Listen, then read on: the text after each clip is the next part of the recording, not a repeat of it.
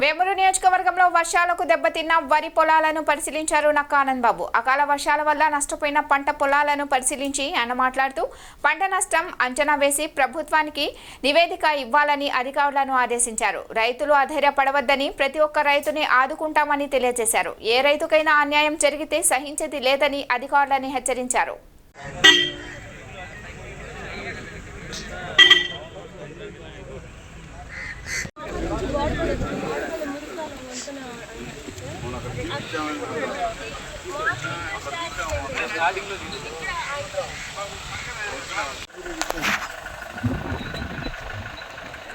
Photo తెస్తున్నా Vijay.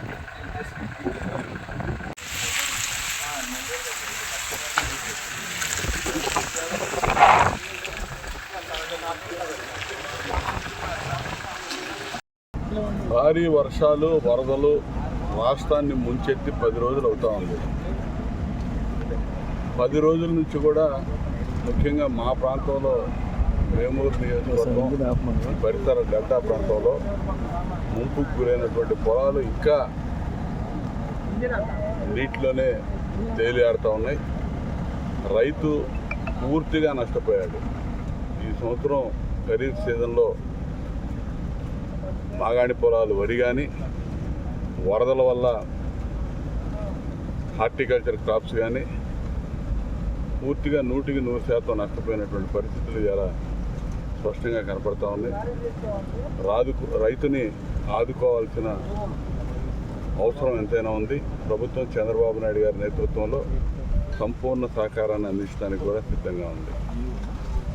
ఈరోజు ఈ విపత్తుకి కారణం ప్రకృతి వైపరీత్యం అనేది వాస్తవమే, కానీ ఇంత ఘోర విపత్తు సంభవించడానికి కారణం మాత్రం గత 5 ఏళ్ళు జగన్మోహన్ రెడ్డి పరిపాలించినటువంటి తీరు.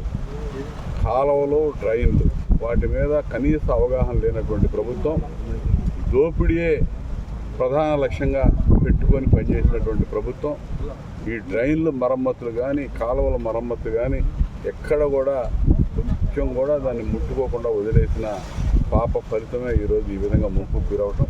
ఖచ్చితంగా డ్రైనేజ్ వ్యవస్థ పూర్తిగా దెబ్బతినిపోయింది.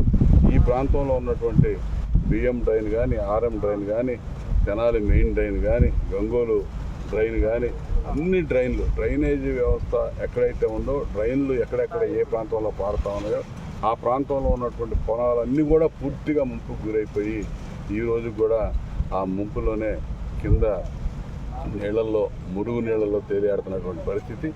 ఇవాళ రైతుని ఆదుకోవడానికి అన్ని రకాలుగా స్వాంతం చేకూర్చే చర్యలు ప్రభుత్వం తీసుకుపోతూ ఉంది.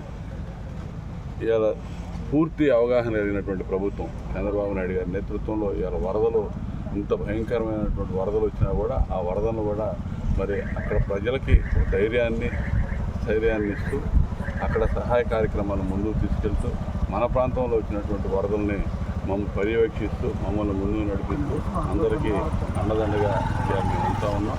ఖచ్చితంగా చివరి వరకు కూడా రైతులను ఆదుకునే విధానంలో మా ప్రభుత్వం ముందుంటుందని చెప్పి